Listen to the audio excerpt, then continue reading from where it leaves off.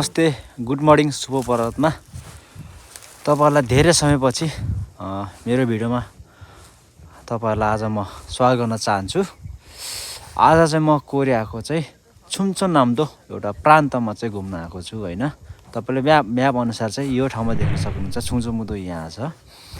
र यहाँ चाहिँ म चाहिँ आज हामी विभिन्न देशका बंगलादेशी, नेपाली, चाइनिज, कोरियन गएर 4 देशका 12 जना चाहिँ यो ठाउँमा घुम्न आएको छौं। र यो ठाउँमा चाहिँ हिजो हामी डिसेम्बर 27 मा आएको थियौ। हिजो यहाँ बेलुका आइपुगेको कारणले गर्दाखेरि चाहिँ यहाँ हामीले यहाँ सबैजना मिलेर खाना खाएर यहाँ रात बिताएका छौं।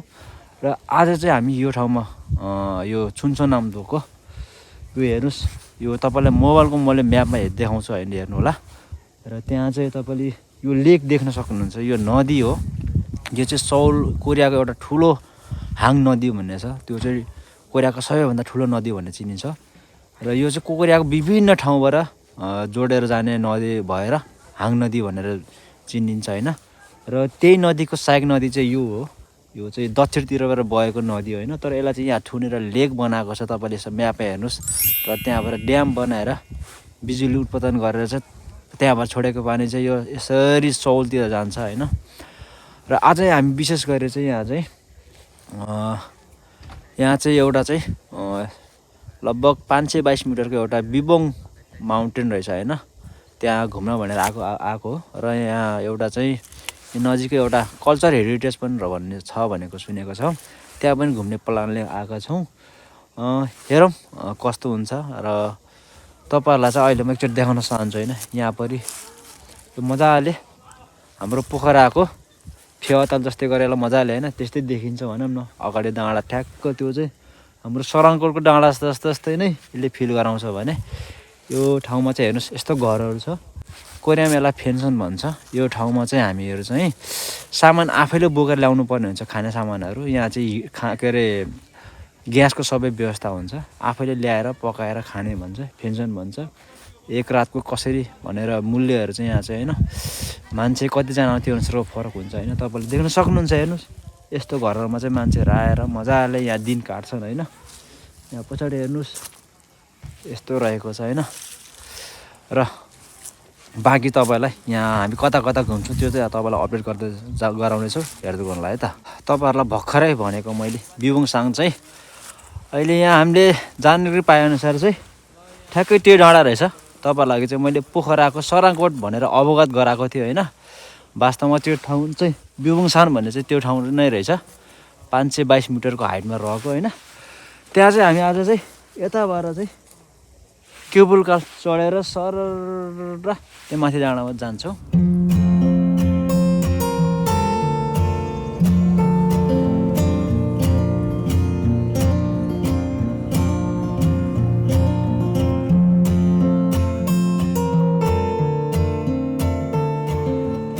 तपाईहरुलाई अवगत गराएको चाहिँ यहाँको सम्पदा हेरिटेज भएको ठाउँमा चाहिँ आइसकेको छौं हैन। यो छुमचोन नामदोको चाहिँ यहाँ चाहिँ यहाँको संस्कृति हैन सम्पदाहरू कसरी संरक्षण गरेको छ भन्ने कुरा चाहिँ यहाँ तपाईहरुलाई भित्र गएर म प्रवेश गरेर देखाउँछु। जब हामीहरू भित्र प्रवेश गरौँ सर्वप्रथम त हाम्रो अगाडि चाहिँ दुईटा घर देख्न पाइयो। एउटा खरले छाएको, एउटा चाहिँ काठले छाएको। यो खरले छाएको चाहिँ त्यति बेला गरिब मानिसहरू बस्ने घर भनेर चिनिन्छ भने काठले छाएको चाहिँ त्यति बेलाको धनी मानिसहरू बस्ने भनेर चिनिन्छ। र त्यति बेला भान्सामा यस्तो सामानहरू प्रयोग गरेको देखिन्छ। र यो अरु पनि सामान तपाईले यसरी देख्न सक्नुहुन्छ। त्यति बेला चाहिँ के कस्तो पुराना बस्तीहरुमा कसरी मानिसहरूले के सामान प्रयोग गर्थिन् भन्ने कुरा चाहिँ यहाँ यसरी संरक्षण गरेको देख्न सकिन्छ। ल भर्खर हामी यहाँ भित्र चाहिँ यो संरक्षण सम्पदा भित्र आएका छौं। यहाँ झाँटो जस्तो देखेको छ। म हाम्रो एकजना सरलाई सोध्न चाहन्छु। सर यो बारेमा अलिकति भनिदिनुस् त कसरी होला जस्तो लाग्छ?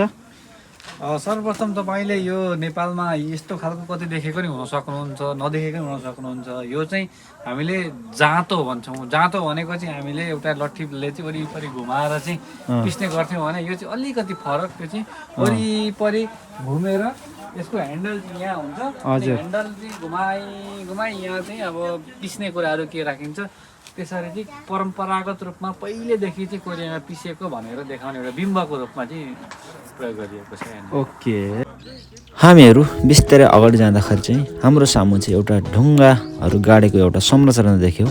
यसको इतिहासमा बुझ्दाखेरि चाहिँ यो चाहिँ कोरियन भाषामा यसलाई खोइन्दोल भन्छ र अङ्ग्रेजीमा डोलमेन भनिन्छ र यो चाहिँ लगभग आजभन्दा ईसापूर्व 1000देखि 300 बिचमा निर्माण गरेको भनेर मानिँदो रहेछ र यो चाहिँ त्यति बेलाका प्रसिद्ध मान्छेहरूको मृत्यु भएपछि उनीहरूको सम्मान स्वरूप चाहिँ प्रतीकको रूपमा चाहिँ बनाएको मानिँदो रहेछ।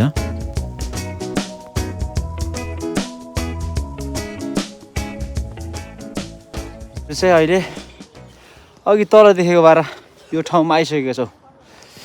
अब यहाँबाट तल यति राम्रो भ्यू देखेछ हेर्नुहोस्। अघिको त्यो पुल हुँदै हामी और यहाँदेखि सुरु हुँदै यस्तो यस्तो हुँदै यहाँ आइपुगेको छौँ यो ठाउँमा। र हिजो हामी बसेको चाहिँ त्यो भएको ठाउँतिर हो। पल्लो ठाउँबाट यस्तो गाडीमा चढेर यस्तो आइपुग्यो र यो संस्कृति यो संरक्षण सम्पदा चाहिँ एकदम राम्रो तरिकाले राखेको छ होइन। तपाईँहरूलाई पनि राम्रो लागेको छ होला होइन। सुरेश सर कस्तो लागिरहेछ त आजको अनुभव?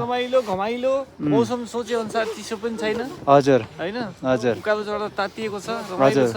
हजुर साथीभाइहरूसँग धेरै देशको साथीहरू मिलेर आएको। हजुर नाल्चीले हल्का च्यालेन्ज गर्दै थियो तर नाल्चीलाई हामीले उल्टै च्यालेन्ज गरेर आइरहेका छौँ। नाल्ची भन्नाले एकदम राम्रो छ। मौसमलाई सम्झिनुहोस् होला। यो आजभोलि हामी नेपालीले चाहिँ 3टा भाषाले सत्ता छ क्या। हामी कोरियामा छौँ, कोरिया पनि मिसिन्छ, इङ्ग्लिस पनि मिसिन्छ, नेपाली पनि मिसिन्छ। अझै कहिलेकाहीँ त हाम्रो मगर भाषाको पनि मिसिन्छ मगर 4वटा। भन्नु सर कन्टिन्यू। एकदम घमाइलो छ ल सर। हजुर। बाँकीहरू अब आफै आउनुहुन्छ। हाम्रो लीला सरलाई कस्तो लागेको छ सर? बहुत राम्रो छ। म एपोलो खिच्दैछु पर हेर्नु न एपोलो आउँछ। र यहाँ चाहिँ अलिकति यो कोरियाको चाहिँ सबभन्दा राम्रो पक्ष भनेको चाहिँ के हो भने हामी धेरै ठाउँमा घुमेको छौँ होइन।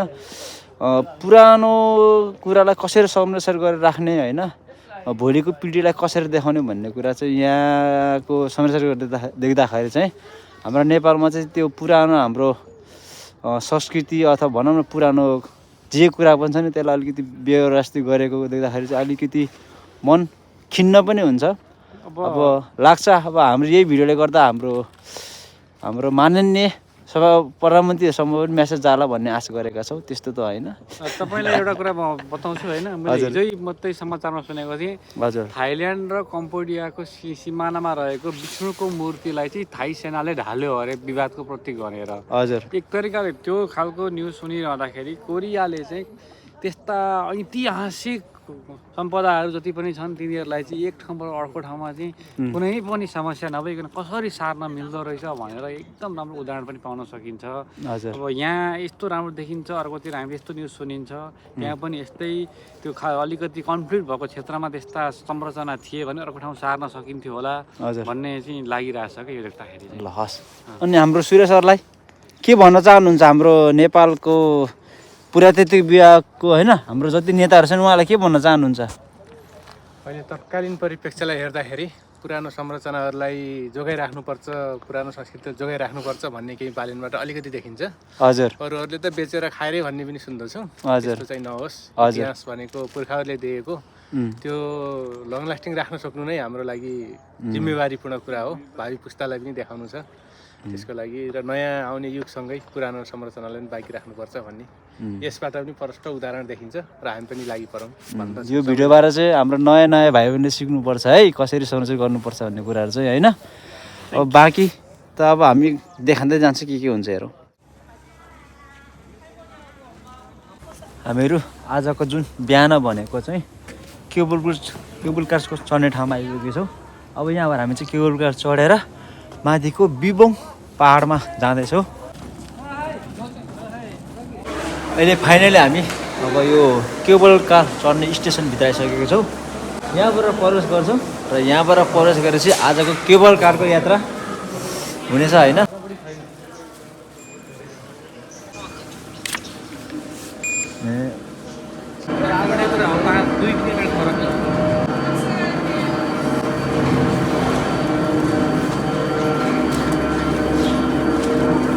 फाइनली केबल कारमा चढिसकेको छु। अब चाहिँ हामीहरू चाहिँ बिहान भनेको तपाईँलाई अवगत गराएको कुरा चाहिँ बिबोङसाङमा चाहिँ अब लाग्दैछौँ। अब यहाँ केबल कार चढेपछि लगभग अब 10 मिनटमा चाहिँ हामी माथि पुग्नेछौँ र आज बिहान तलबाट देखेको पहाडलाई चाहिँ आज चाहिँ माथिबाट हामीले प्रत्यक्ष मजाले त्यहाँ गएर चाहिँ तलको दृश्यहरू चाहिँ हेर्न सक्नेछौँ र साथीहरूको साथमा हामी कुरा गर्दै अगाडि बढिरहेका छौँ।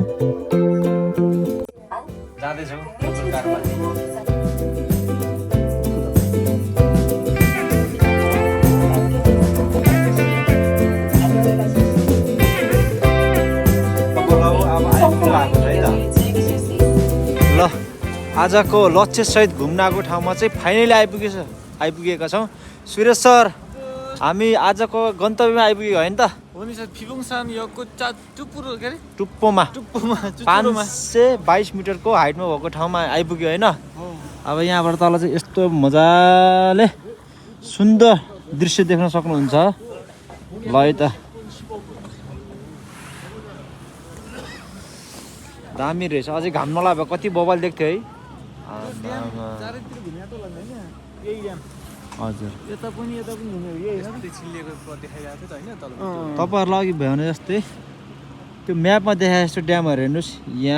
यहाँदेखि यता सब हो। यो आज अलिकति घाम नलागेको कारणले गर्दा यहाँ प्रष्ट सफा देख्न पाएको छैन। र अझै उता जाउँ न त, यतातिर पनि कस्तो छ। यहाँ माथि आइसकेपछि चाहिँ यति मजाले फराकिलो ठाउँ। यहाँ विभिन्न यहाँ वरिपरिका दृश्यहरू ठाउँहरू मजाले अवलोकन गर्न सक्दो रहेछ होइन? माथि आइसि हेर्नुहोस्, सल्लाहको रुख पनि तपाईँले देख्न सक्नुहुन्छ है।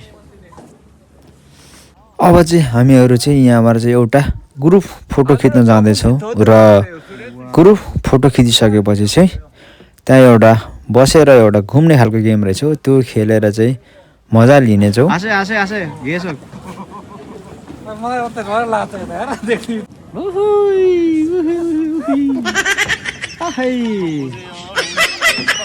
एक राउन्ड अलिकति घुम्नु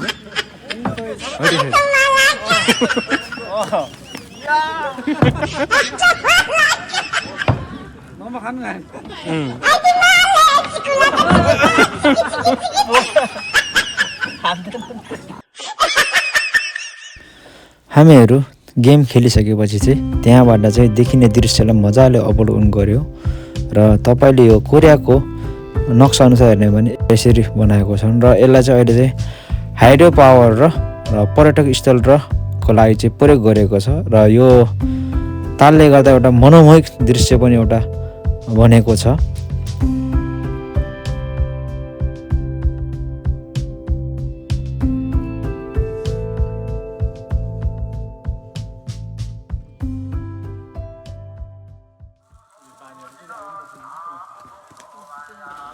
हामीहरू बिबोङ माउन्टेन घुमेर आइसकेपछि एउटा प्राचीन कालमा बनेको गुम्बामा आएका छौँ। यो गुम्बा चाहिँ लगभग 9 शताब्दीतिर बनेको भन्ने चाहिँ यहाँको इतिहासमा पढ्न पाइन्छ।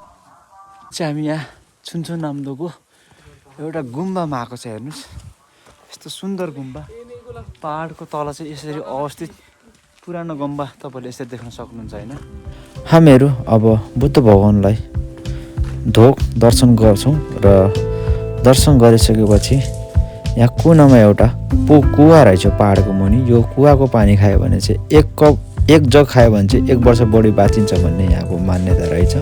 र आजको यो घुम्ने व्यवस्था मिलाउनु भएको हाम्रा शिल्पी लिनुभएको सर हुनुहुन्छ। उहाँ चाहिँ हाम्रो यस थकुनेत एसिया मार्फत चाहिँ संस्थापक पनि हुनुहुन्छ। उहाँले नै आजको हाम्रो यो चाँजो बजो गराइदिनु भएको र उहाँलाई यो चाँजो बजो गराइदिनु भएकोमा मेरो तर्फबाट उहाँ सरलाई चाहिँ धेरै धेरै धन्यवाद दिन चाहन्छु। र यो तपाईँको कारणले आज यो हाम्रो भ्रमण सफल भएको छु र सबैजनालाई 2026 सालको ह्याप्पी न्यु इयर भन्न चाहन्छु। धन्यवाद।